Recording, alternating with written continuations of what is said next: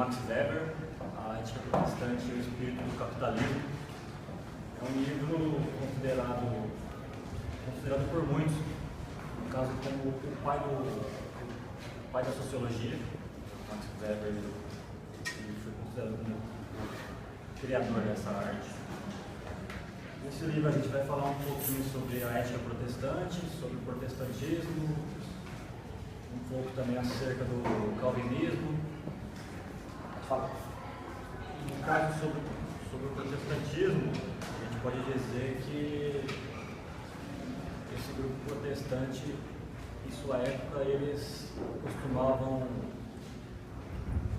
ocupar a maioria dos cargos de alto escalão das empresas, eram ocupados pelos protestantes, diferente dos católicos, que ocupavam normalmente os cargos de artesãos, devido à sua destreza nessa área. E também nesse período, os protestantes também detinham grande parcela, uma grande fatia da economia da época, da riqueza, devido ao acúmulo de poder que era passado de pai para filho, de geração em geração. Aí o Max Weber ele vendo que os protestantes eles ocupavam os maiores cargos nas empresas, eles acumulavam capital, ele foi procurar estudar o porquê disso, né? Da diferença de uma religião ter altos cargos, conseguir acumular capital e a outra não. Então, eu vou começar falando um pouco sobre uma filosofia de avareza que tem no livro, e o nosso trabalho que a gente não vai mandar para e-mail vai estar na página 6, eu acho importante vocês darem uma lida, que ele fala que tiram selo do gado e dinheiro dos homens. Essa filosofia de avareza, ela parece ideal aos homens honestos e de crédito reconhecido, que buscam aumentar o capital. Para eles, para os protestantes, a infração desta regra é como um esquecimento de dever.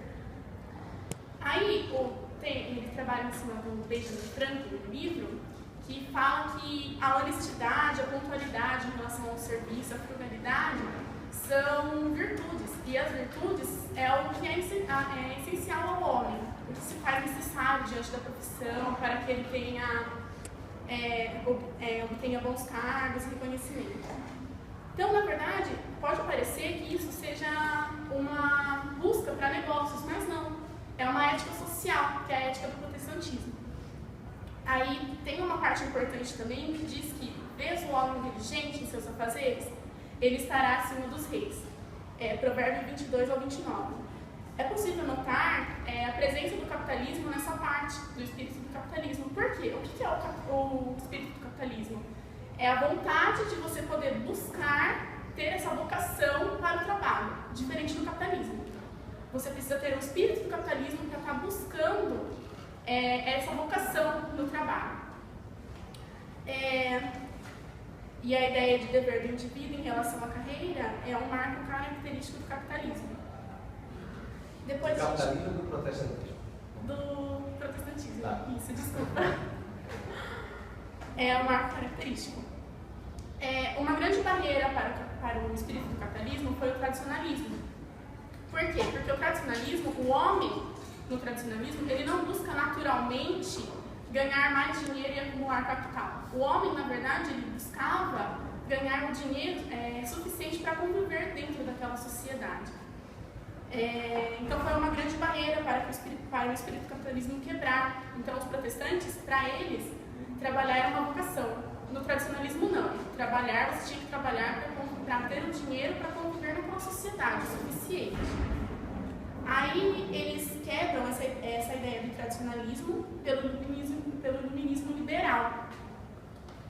O que é o iluminismo liberal? Para o homem de negócios, ele é essencial. Por quê? Porque o homem de negócios ele precisa buscar o trabalho. E o tradicionalismo ele fica um pouco engessado em relação a isso. Só que quando eles quebram esse tradicionalismo para esse iluminismo liberal, ele acaba, as pessoas que aderem a esse iluminismo liberal no espírito do capitalismo, eles se afastam da religião um pouco. Por quê? Porque eles começam a ver a igreja como diferença. Eles já não tinham mais tempo para a igreja, eles só tinham tempo agora para o emprego. Então, para eles, não tinha mais essa necessidade da religião. Já que o trabalho dignificava o homem, então vamos trabalhar. Só que depois disso, quando eles aderem a esse feminismo liberal, o espírito do capitalismo, ele para um pouco de estar ali dentro da religião e passa a fazer parte do Estado. Aí os teóricos da época, eles tentam explicar esse fenômeno dessa afastação da religião e a aliação para o Estado como um fenômeno, um acontecimento inevitável, e tentam justificar a mudança como uma necessidade para o mercado. Bem, bom dia a todos. Falarei a vocês um pouco sobre o conceito de vocação em Lutero. A palavra profissão, através de distintas línguas, ganhou uma conotação de ofício, dever, vocação. Desde em Lutero, essa ideia se desenvolve nos primeiros 10 anos de sua atividade reformadora. Quanto à crença dos protestantes, os protestantes acreditavam que a religiosidade era uma extensão da vida. Eles acreditavam que o trabalho era uma extensão da vida religiosa, de modo que nessa época a religião costumava engessar a seguinte ideia: não, sagrado é sagrado, o secular é o secular. Para os calvinistas, os protestantes, não. Então, essa ideia de trabalho estava engessada no âmago, no intrínseco dos protestantes. Deste modo, eles cultivavam, eles conservavam paulatinamente a questão do trabalho e condenavam o ócio. Lutero e o espírito e o capitalismo. Não existe afinidade íntima entre Lutero e o espírito do capital. Nem Lutero, nem os que fizeram parte desse conceito da reforma protestante almejavam o capitalismo na sua totalidade. Ocorre que ele mesmo, Lutero, simplesmente era contra os juros e a usura. Ou seja, uma coisa é uma coisa, outra coisa é outra coisa. E passamos adiante ao objetivo da reforma. Mas o que é o objetivo da reforma, então?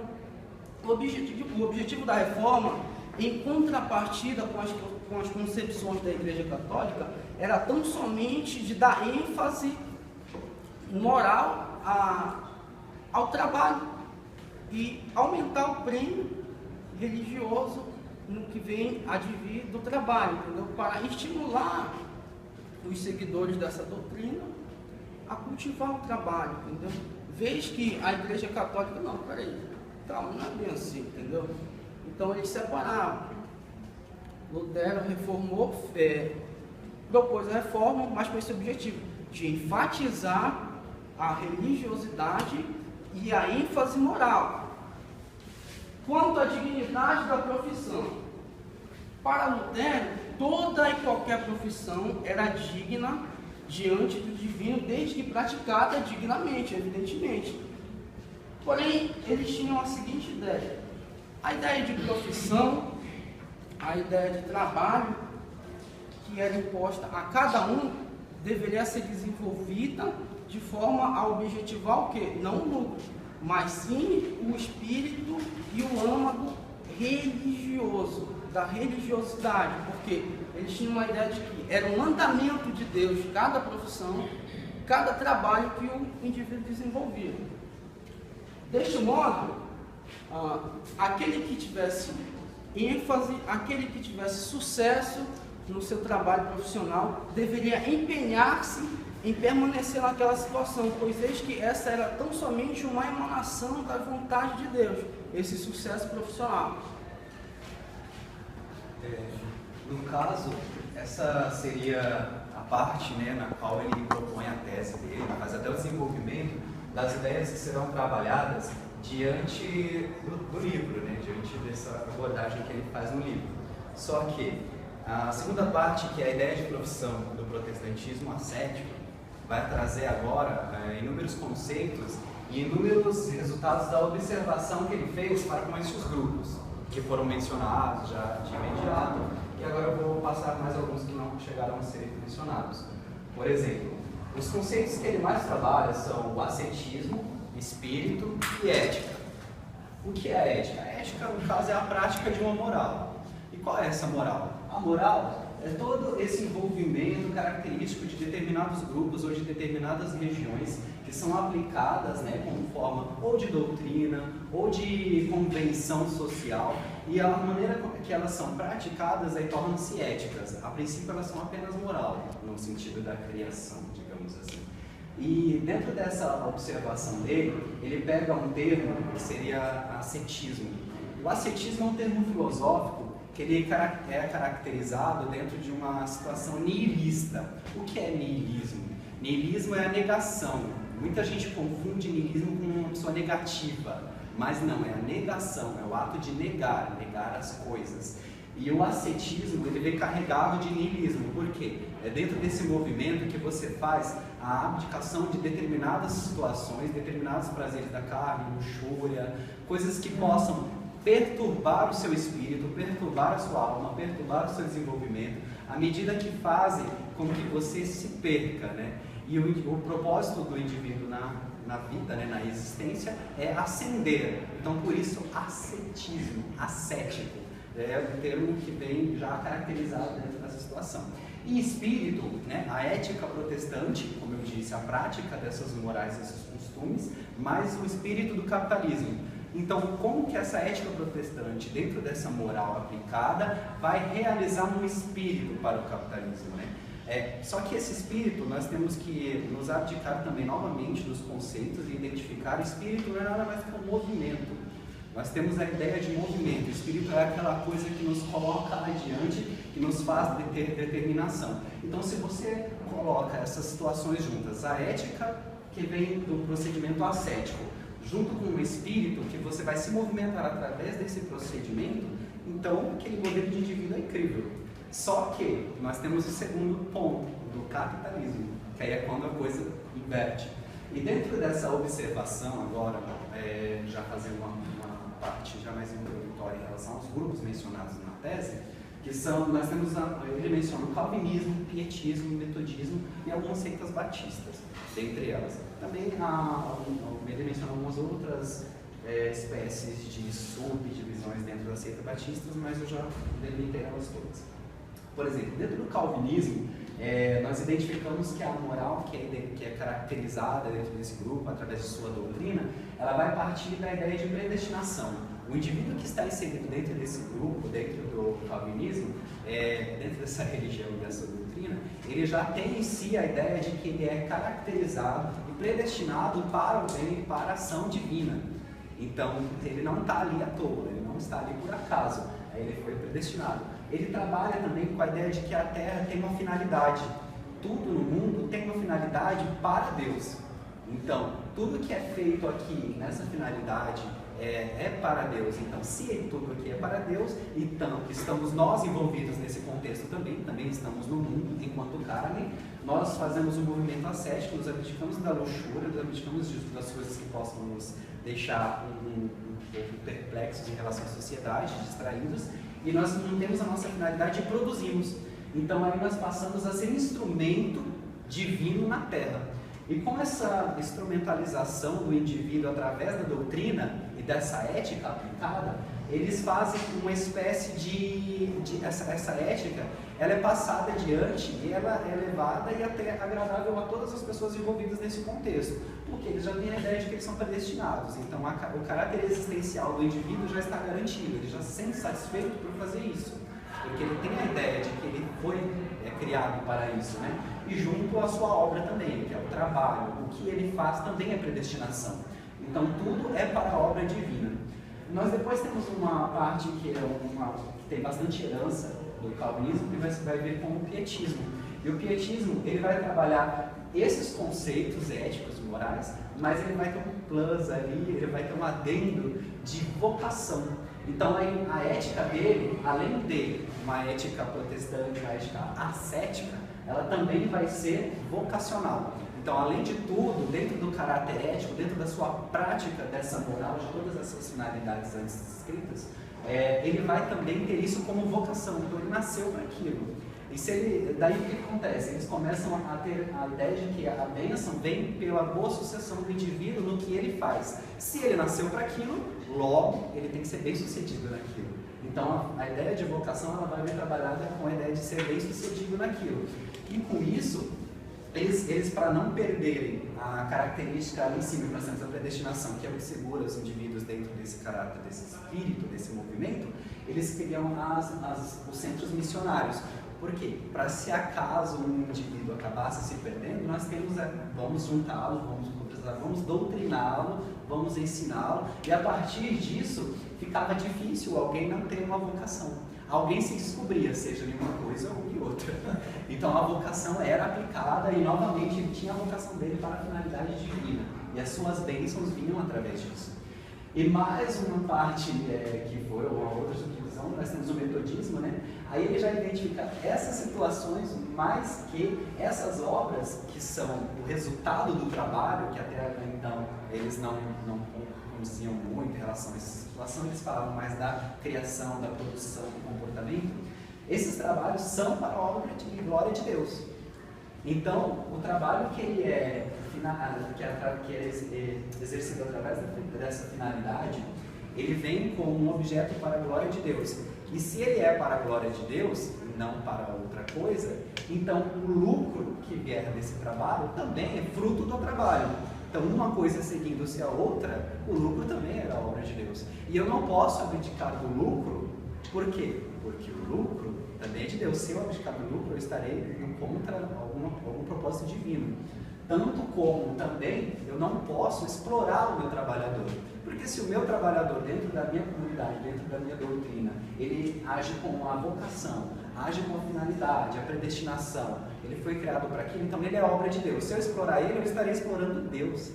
Então, dentro desse movimento todo, né, das observações que ele fez, ele foi identificando esses dados, e quando ele fala das seitas batistas, as seitas batistas vêm com a desmistificação de alguns pontos específicos, mas ela ainda mantém, dentro de todos os seus conceitos, né, as mesmas ideias de vocação, predestinação, toda aquela situação missionária mesmo para agariar os membros da comunidade e fazê-los com que produzissem de acordo com a glória divina, por exemplo. E dentro dessa parte, agora ele vai explicar, por exemplo, a ascese do capitalismo. O que é isso? É quando o Weber ele identifica esse processo, como ele acabou gerando o capitalismo dentro desses grupos. Nós tínhamos aqui a ideia de predestinação, trabalho, nós tínhamos a ideia de formação, o indivíduo se formava, o indivíduo produzia, o indivíduo se tornava alguém experiente, e com isso ele tinha os lucros que eram para a obra de Deus. E ele, como nós já vimos em algumas aulas, ele não tinha tempo para as luxúrias, para as coisas do mundo. Então ele guardava esses lucros, que também eram de Deus. E ele passa, então, a investir esses lucros, investir em determinados setores. Ele poderia até ser setores que não combinassem com a sua doutrina, mas eles investiam, assim como eles emprestavam, né, como agiotas para outros indivíduos, dentro da comunidade eles emprestavam normal, mas dentro para fora eram altas taxas. Então, aí como? Isso voltava com mais lucro ainda, dentro da ideia de que glorificaria mais ainda a característica desse trabalho, né, desse produto.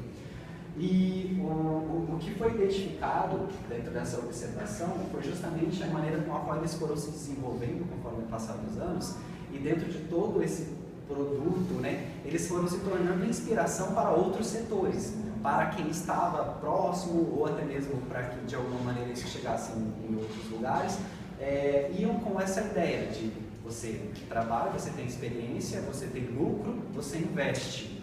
Isso lembra o quê? Tem uma dica, né? Capitalismo. Aí dentro disso, aí chegou o capitalismo com tudo, só que o capitalismo ele engole essa doutrina deles, mas ele inverte o movimento ascético. Então agora, o que passa a acontecer? Nós não passamos mais nos casos, nós sermos nihilistas com as coisas do mundo. Nós somos nihilistas com as coisas do espírito. Então ele inverte, como se ele virasse o jogo ali, jogasse a moeda, e todo mundo que estava antes fala, não vou perder meu tempo com a luxúria. Hoje não, eu quero luxúria, eu quero consumo, eu quero tecnologia, eu quero luzes, camarote, e dentro disso, essa inversão, né, toda essa característica vai produzindo dentro do capitalismo um consumo elevado das pessoas que não raciocinam o espírito, porque o espírito dentro do movimento ascético que era trabalhado dentro de uma doutrina, querendo ou não, mesmo sendo uma doutrina protestante, ele identificava ali a realização do indivíduo no que ele fazia também, e tinha uma finalidade. Hoje em dia qual é a finalidade? A finalidade é dar fim em tudo para chegar à próxima coisa, né? Então, o movimento do capitalismo desacelerado, que inverteu essa ideia de ascese, fez com que todo esse produto fosse invertido. E até mesmo estes grupos hoje estão inseridos dentro dessa situação. Eles podem ter algumas características peculiares ainda mantidas como a doutrina, mas assim como todas as pessoas envolvidas no mundo, nós estamos sujeitos ao capitalismo, nós temos que comprar as coisas que são produzidas em larga escala. Tem alguns casos, né, como a ideia dos Amish, não sei se alguns de vocês já chegaram a ouvir, que é uma galera que vive como se estivesse nessa época ainda, né? Eles abdicam de tudo, tecnologia, e lá nos Estados Unidos, né, que é onde tem a frequência desses grupos, eles vivem alienados da sociedade, totalmente excluídos, e dentro daquilo eles vivem essa característica ainda. Eles produzem, eles colhem, eles costuram, produzem tudo deles e usam tudo deles, e não se envolvem com a luxúria, com o consumismo, com todos esses ideais do mundo. Então eles ainda praticam ascese, eles ainda são um grupo praticante de ascetismo. Então, querendo ou não, nós ainda temos um exemplo disso, que eles vivem dessa maneira, mas ninguém quer, né, necessariamente tocar isso. Agora nós vamos passar para a parte da conclusão, fazendo alguns pontos específicos em relação ao que foi abordado. Bem, antes de expor, passemos agora à conclusão das diferenças entre os clássicos Weber, Durkheim e Karl Marx são considerados os clássicos da sociologia. Diferente de Karl Marx, o Weber vai analisar o capitalismo numa perspectiva e num âmbito religioso. Para o Weber, capitalismo não é a busca por lucro. Não, isso a gente conquistou lá atrás, com a introdução da mão de obra, da administração, de todo um gerenciamento e aparato de forma a objetivar o lucro, mas isso é lá atrás. Para ele, capitalismo é a racionalização do mundo, a racionalização da sociedade, mediante a tudo isso que eu já expus aqui, né? Para, por fim, ter o lucro mais à frente. Não é algo assim muito genérico, sabe? De imediato. Do calvinismo, bem, não podemos adentrar mais a fundo no pensamento de Weber, sem, contudo, nos resguardarmos sobre o que seria o calvinismo. Ocorre que, em suma, o calvinismo é uma doutrina criada pelos seguidores de João Calvino, que trata da salvação. Nela, eles afirmam que essa salvação advém já de Deus, ou seja, essa salvação acontece com aquele já predestinado. Deste modo, o indivíduo jamais é predestinado à salvação ou à perdição. Passamos isso do sucesso profissional. Os calvinistas, eles acreditavam que eram seres escolhidos por Deus. Mas peraí, se nós somos seres escolhidos por Deus, então nós temos que, evidentemente, adotar um estilo de vida diferenciado dos demais. Como assim? Vamos nos dedicar ao trabalho. Ao trabalho, e evidentemente, uma pessoa que trabalha não tem certos hábitos de fomentar e gastar com frequência o que ganha, só tende a acumular. Então, basicamente assim, eles acreditavam também que esse sucesso profissional, essa boa safra, a rica produtividade, era uma confirmação de que eles estariam sendo salvos. Então, afinal, de fato, nós estamos sendo salvos, porque uma pessoa que já é predestinada e tem toda essa barganha, só pode ter advinda de quem? Do divino. Então, eles acreditavam nessa ideia, de fato, de que havia a predestinação, de que eles eram os predestinados. Das divergências doutrinárias, podemos deixar de destacar aqui certas divergências entre a Igreja Católica e o protestantismo. Na fala de Jesus Cristo, que o Weber, inclusive, destaca aqui, ó, neste livro, é o seguinte: dai nós o pão nosso de cada dia. Se não me falha de memória alguma coisa assim. Ou seja, o pão nosso de cada dia nos dai hoje. Ou seja, para os católicos, a riqueza não salva ninguém. Deste modo, o indivíduo teria que subsidiar apenas o necessário para a sua subsistência e não objetivar grandes riquezas em maiores proporções.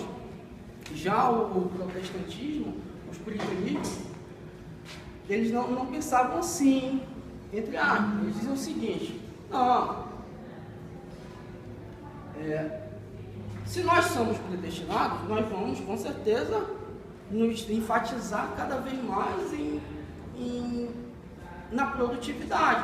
Agora, evidentemente que se eu estou ganhando excesso, e esse excesso do meu trabalho é uma emanação da vontade de Deus, então evidentemente que eu não vou jogar fora, eu vou me resguardar. Eu vou guardar, caso haja uma crise, eu estarei salvo e resguardado.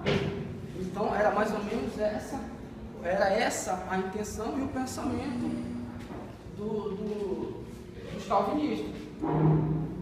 Bem, da metodologia,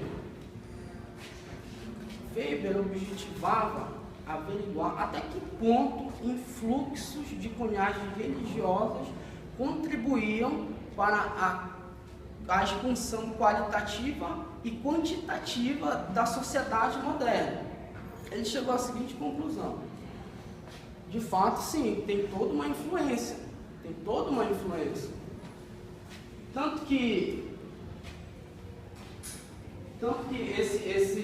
os calvinistas, após aí a Primeira e a Segunda Guerra Mundial, acontecida ali na Europa, uma calamidade, um caos, a Europa precisava ser reconstruída. Foi que subsidiou todo um aparato da matéria-prima a processada, inclusive fomentando lá, injetando os recursos econômicos. Na sua grande maioria foi os Estados Unidos. Foi quando ele se consolidou enquanto hegemonia econômica. Então ele falou, o Weber chegou à seguinte conclusão: não, de fato, eu acredito que esses influxos de cunhagens religiosas, esses aspectos doutrinários do puritanismo, do protestantismo ou do calvinismo, como queiram chamar, irá influenciar diretamente mais à frente nos meandros e nos desenvolvimentos dessa sociedade moderna ou contemporânea. Agora sim, que fique muito bem claro e estabelecido que de maneira alguma, de forma alguma, o Weber fazia apologia a esta ou aquela religião, aquela doutrina. O objetivo dele era tão somente diagnosticar e averiguar se de fato esses aspectos doutrinários teriam ou não influências no desenvolvimento e no caminhar da sociedade dali por diante. Mas bem, será que tinha? Foi o que eu falei agora para vocês. Eclodiu lá na Europa, Primeira e Segunda Guerra Mundial. Quem ajudou? Os Estados Unidos. Qual a religião maciça nos Estados Unidos? Protestantismo. Logo, nós podemos fazer, não, peraí, de fato, ele não estava errado. Bem, pessoal, eis aqui o nosso trabalho, meio dos nossos novos colegas aqui. Se alguém tiver alguma pergunta, eis que o momento se faz presente, e isso vale evidentemente para o nosso novo professor, e desde já eu lhes agradeço pela participação e pela colaboração. Muito obrigado a todos. Muito bem.